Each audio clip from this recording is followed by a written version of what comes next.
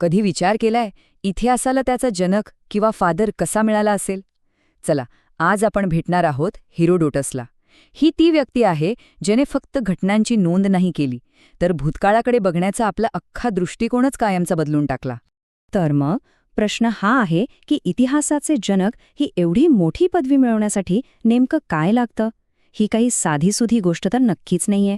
चला तर मग या प्रश्नाच्या मुळाशी जाऊया. तर ही आहे ती व्यक्ती, हेरोडोटस, इसवी सन पूर्व 5व्या शतकातला एक प्राचीन ग्रीक लेखक. जरा विचार करा, तो अशा काळात होता जेव्हा मोठमोठी साम्राज्य एकमेकांवर आदळत होती, नवनवीन संस्कृती जन्म घेत होत्या, आणि हे सगळं स्वतःच्या डोळ्यांनी बघायला हेरोडोटस तिथे हजर होता. पण इतिहासाचे जनक म्हणायचं का त्याला? याचा नेमका अर्थ काय? सोप्पा आहे. तो फक्त काय घडलं हे सांगून थांबला नाही. त्याने विचारलं, हे का घडलं? हाच तर खरा फरक होता. त्याने पहिल्यांदाच घटनांची एकदम पद्धतशीर नोंद करायला सुरुवात केली, त्यांची कारणं शोधली आणि हे सगळं भविष्यासाठी जपून ठेवलं. चला तर मग आजच्या या भागात आपण काय काय बघणार आहोत त्यावर एक नजर टाकूया. आपण बोलणार आहोत इतिहासाचे जनक या पदवीबद्दल, त्याच्या एका संशोधकाच्या प्रवासाबद्दल, त्याचं अजरामर काम द हिस्ट्रीज नक्की काय आहे, तो इतिहासकार होता की कथाकार, आणि शेवटी आजही हेरोडोटस इतका महत्त्वाचा का आहे. बरं, सगळ्यात आधी सुरुवात करूया त्याच्या प्रवासापासून. कारण हेरोडोटस काही एका खोलीत बसून पुस्तकं लिहिणारा लेखक नव्हता. अजिबात नाही. त्याचं अख्खं आयुष्य म्हणजे ज्ञानाच्या शोधात केलेला एक भन्नाट प्रवास होता. चला, त्याच्या आयुष्यातल्या महत्त्वाच्या टप्प्यांवर एक नजर टाकूया. त्याचा जन्म झाला होता हॅलिकार्नसमध्ये, जे आज तुर्कस्तानमध्ये आहे. त्यानंतर आयुष्यातला बराचसा काळ त्याने प्रवासात घालवला. का? तर माहिती गोळा करण्यासाठी. आणि याच माहितीच्या आधारावर त्याने त्याचे महान कार्य द हिस्ट्रीज पूर्ण केलं. आणि त्याचा हा प्रवास किती विशाल होता याची जरा कल्पना करून बघा. म्हणजे तो इजिप्तच्या पिरॅमिड्सपासून ते पर्शियन साम्राज्याच्या भव्य दरबारांपर्यंत पोचला होता. इतकंच नाही तर त्याने काळ्या समुद्राच्या पलीकडे सिथियापर्यंत आणि भूमध्य समुद्रातल्या अनेक ठिकाणांना भेटी दिल्या. खरं तर हा प्रवासच त्याचं रिसर्च लॅब होतं. तर मग या एवढ्या मोठ्या प्रवासातून तो कोणता खजिना सोबत घेऊन आला? तर तो खजिना होता त्याचं अजरामर लिखाण द हिस्ट्रीज. त्याचं हे जे काम आहे द हिस्ट्रीज, हे 1-2 नाही तर तब्बल 9 पुस्तकांमध्ये विभागलेलं आहे. आणि खरं सांगायचं तर यातलं प्रत्येक पुस्तक म्हणजे त्या काळातल्या माहितीचा एक खजिनाच आहे. या पुस्तकांचा मुख्य फोकस कशावर होता? तर त्या काळातल्या 2 महासत्तांमधल्या संघर्षावर, म्हणजे ग्रीक आणि पर्शियन साम्राज्यांमध्ये झालेल्या त्या महाभयंकर युद्धांवर. हे युद्ध इतकं महत्त्वाचं होतं की त्याने इतिहासाला एक वेगळं वळण दिलं आणि हेरोडोटसने त्याचा अगदी तपशीलवार वृत्तांत लिहून ठेवला. पण थांबा, हे पुस्तक फक्त युद्धाबद्दल नव्हतं, त्यात खूप काही जास्त होतं.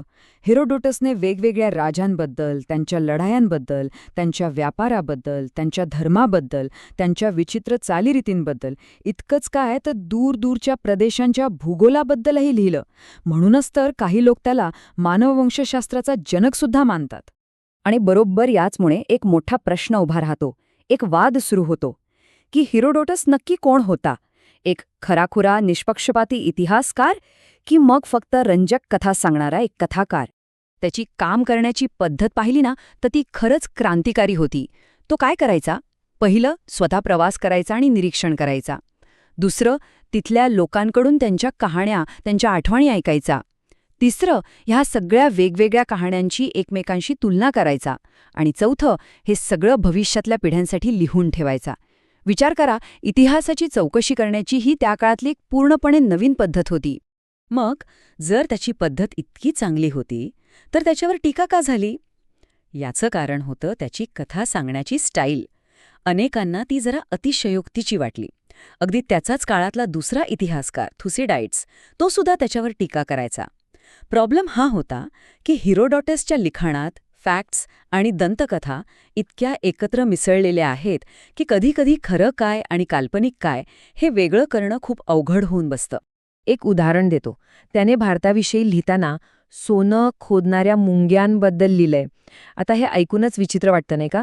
कदाचित हा गैरसमज असेल किंवा त्याने ऐकलेली एखादी कथा असेल, पण यातूनच त्याच्या लिखाणाचं वैशिष्ट्य कळतं, जिथे आश्चर्यकारक कथा आणि ऐतिहासिक माहिती एकमेकांत गुंतलेल्या असतात. तर मग एवढी सगळी टीका होऊन सुद्धा हिरोडोटसला आजही इतकं महत्त्व का दिलं जातं? या प्रश्नाचं उत्तर दडलंय त्याच्या मागे सोडलेल्या वारसामध्ये. आणि त्याचा वारसा खरंच खूप मोठा आहे. सगळ्यात महत्त्वाचं म्हणजे त्याने पाश्चात्य जगात इतिहास लेखनाची पायाभरणी केली. विचार करा, जर तो नसता तर इजिप्त, पर्शिया आणि इतर अनेक प्राचीन संस्कृतींबद्दलची कितीतरी माहिती कायमची हरवून गेली असती.